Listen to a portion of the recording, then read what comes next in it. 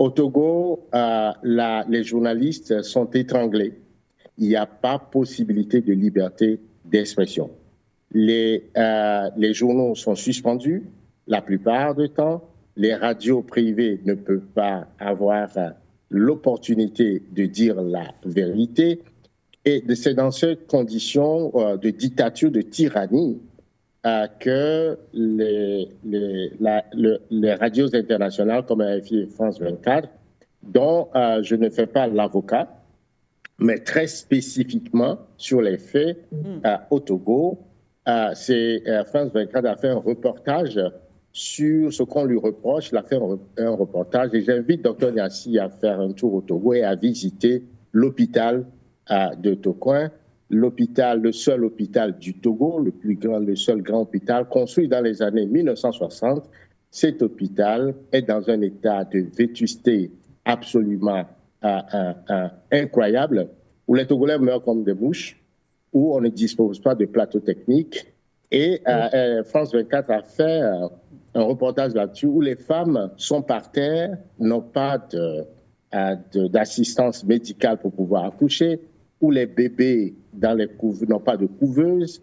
Les conditions sont tellement exécrables que ça choque la conscience humaine. Ce reportage, parce que c'est sorti, parce que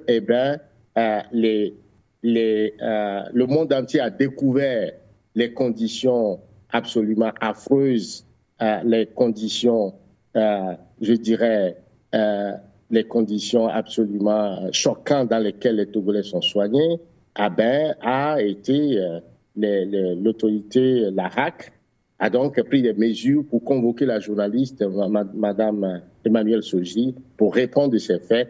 Alors voilà ce qu'on reproche à France 24 sur le coup.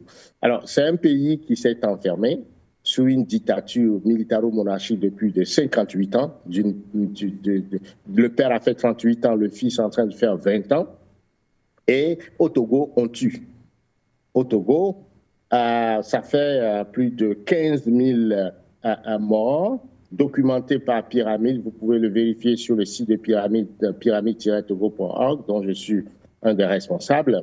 Au Togo, c'est plus de 2 millions de Togolais à l'extérieur. C'est une centaine de prisonniers politiques, dont depuis plus de 6 ans, ces prisonniers, ces détenus sont en prévention, sont en garde provisoire. Oui. Alors, les conditions de vie des Togolais sont exécrables et c'est dans ces conditions que Faure Gnassingbé se permet de changer la Constitution, de s'attaquer à la Constitution, notamment avec 87 de ses députés nommés, et imposer une tyrannie monarchique aux Togolais. Alors, quand les journalistes veulent partager l'information, la RAC est devenue un instrument de dictature qui étrangle la liberté d'expression, qui est un des piliers, n'est-ce pas, d'une démocratie. Je suis quand même assez étonné qu'au nom du panafricanisme, on vient justifier cela parce qu'au Togo, les choses vont absolument. Les Togolais